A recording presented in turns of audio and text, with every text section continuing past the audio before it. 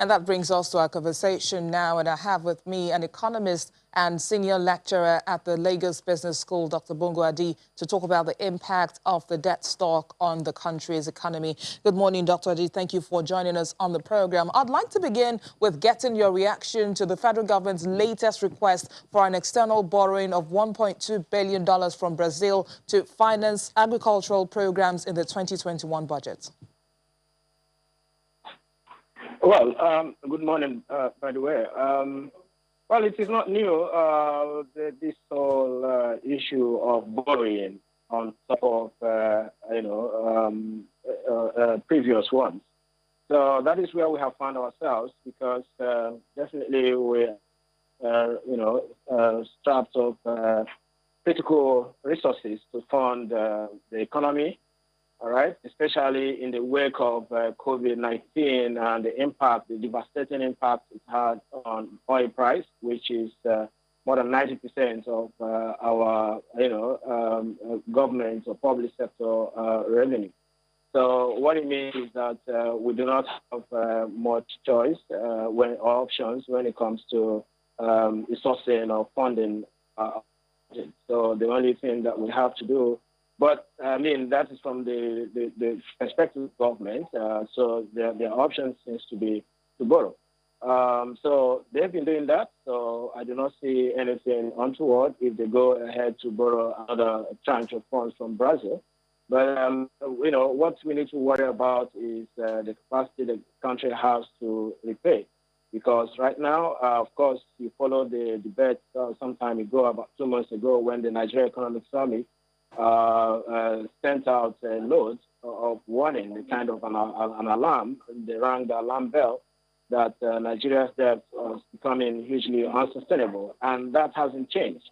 So rather than government taking some measures to change that reality, but it seems to be going deeper and deeper into more borrowing. So the news seems to be tightened by the day. So. And that is where we find ourselves. But is that the only option that Nigeria should be exploring at this point in time? Of course, the answer is a clear no. So what other options should Nigeria actually be looking at? Okay, I don't know if you've been following the news. So some months ago, PwC actually published a note where they talked about the debt capital. What Nigeria could do to bring or resource debt capital back to life. Nigeria is sitting on top of more than $900 billion of debt assets in real estate and in agriculture that needs to be, cleaned up and, recapitalized. Of course, we understand that. We also understand the role of equity. Actually, the problem that Nigeria has is an investment problem. Of course, we have a debt problem, but that problem or the debt trap, whatever you call it, will fail, when you consider the investment problem, and that is the source of the current challenge that we're having, with our revenue.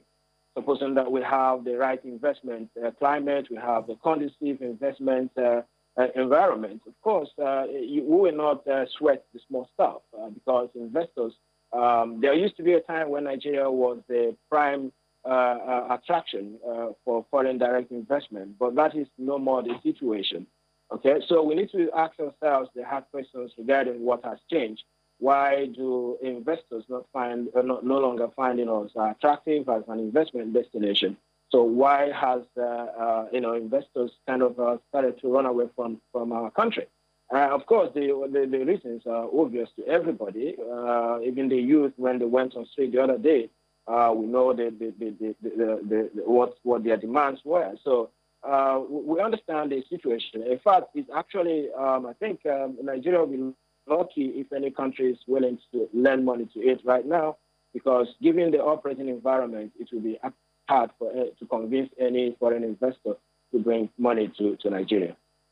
Now, some have argued that these borrowings are necessary given the fall in oil revenues and the huge infrastructural deficit needed to propel economic growth. And then others also believe that the increase in the external debt makes the Nigerian economy vulnerable to external shocks. What side of the divide do you belong? I do not belong to any of those sides. I won't take any sides because those options are not actually on the table for me. I believe that strongly that there are some reforms that we need to undertake. Of course, we've started on that path. The reform in the oil and gas sector, the deregulation that's been long coming, that we're now beginning to see, although the impact is yet to be felt. And of course, the foreign exchange market, where it seems that we make one step forward and then two steps backward when it comes to the foreign exchange market. So if we can fully deregulate this, the economy, I think that we will create the right signal. We will give the right signal to investors that really committed to doing business. So I think that is the most important thing. But beyond that, security is another major concern. Okay. So it's not just about how much we borrow, because if we do not get our acts together when it comes to security, so we will still be ramping up debt, but not having the capacity to repay, okay, to service our debt obligation, because that's the critical thing. So right now, our debt service obligation is rising, and revenue to debt service has increased to, some people argue that it's about 99%, though it's dropped to 70%, but I think it's also because with new borrowing, so it's gone. That means all the revenue that government makes is used for debt servicing. So that doesn't spell well for the economy, any way you look at it. So for me, I think that we need to readjust, reform the economy. So there are so many things that we need to do. I was just speaking about the debt capital that is trapped in Nigeria that we need to find a way to bring back to life. Okay, we need to create the right environment for investors, even domestic investors.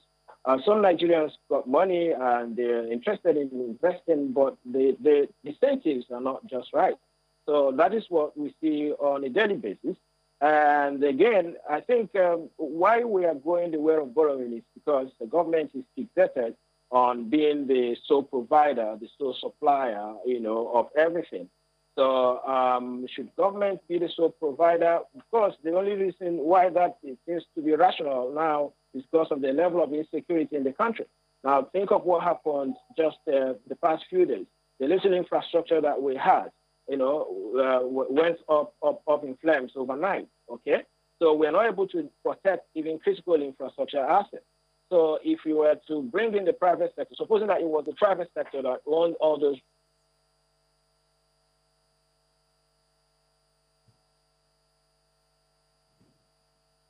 All right. We seem to have lost Dr. Bongo there, but we'll hope to reconnect with him in just a moment. But let's just touch base with the crude oil markets quickly. Oil prices were down earlier today as Democrat Joe Biden edged closer to the White House in a nail-biting U.S. presidential election. But the Republicans look likely to retain Senate control, decreasing the chances of any huge COVID-19 relief package. Brent crude dropped 1.65% to $40.55 a barrel, while U.S. WTI futures were down 1.63% to $38.51 a barrel, and both contracts had jumped around 4% on Wednesday. All right, we have Dr. Bongo Adi back with us. All right, okay. We're still trying to fix that, but let's just continue with updates from the crude oil markets. Now, we know that vote counting and trends suggest that Republicans appear poised to retain control of the U.S. Senate, and Democrats will hold a slim majority in the White House, or in the House of Representatives, rather. A divided Congress would likely prevent Biden from enacting major priorities like fighting climate change or easing sanctions on oil producer Iran. We have our eyes on all these developments and we'll see how they impact on all the markets. And of course, we'll be talking more about that on the commodities update segment in just a moment. But once again, let's just do a recap of where oil prices are as at this morning. We have Brent crude down 1.65% at $40.55 a barrel, and U.S. crude is down 1.63% at $38.51 a barrel. All right, Dr. Bongo Adi is back with us now to continue the conversation. So let's just get right to it. Thank you for sticking with us, Dr. Adi. I hope that the connection is much better now. Now, Nigeria is not alone in experiencing escalating levels of government domestic indebtedness, but when you compare it to other sub-Saharan countries, Nigeria's domestic debt GDP ratio is clearly on the high side. What are the implications of this?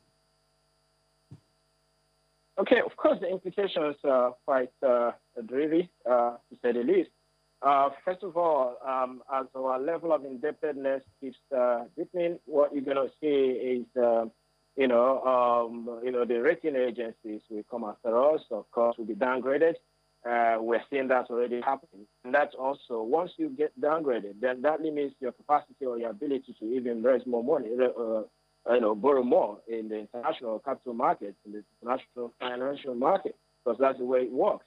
Okay, so that means the risk, okay, keeps escalating and piling against us.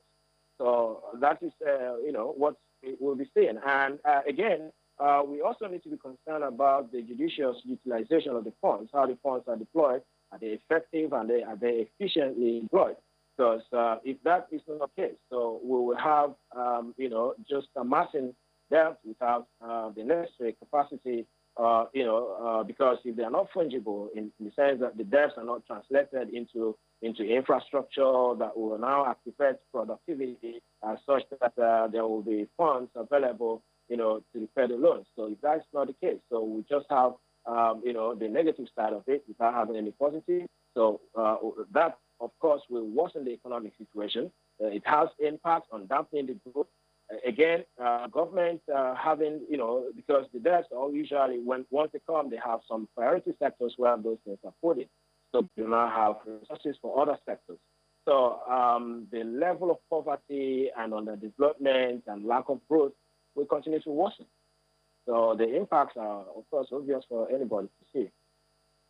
But while we'll talk about the impacts now, the federal government has developed a financing strategy to attract private sector investment in bridging the infrastructure deficit through several tax credit schemes. How well do you think this strategy will attract more investors towards infrastructure development? If that were to be the solution or the panacea, of course, I think government will reduce its borrowing, the borrowing tendency. But from things, government doesn't even put much trust in that scheme. Why? Because first you need to get, the security situation under control. Right now it is not. And security is the key to peace is a precondition for development to happen. So if you don't have that, if you don't have security, you do not expect the investors to warm up to all the incentives that you are giving, no matter how attractive, no matter how good they may appear to be. So what is important here is security of investment. So right now, Nigeria displayed or manifested this lack of capacity to really protect investment.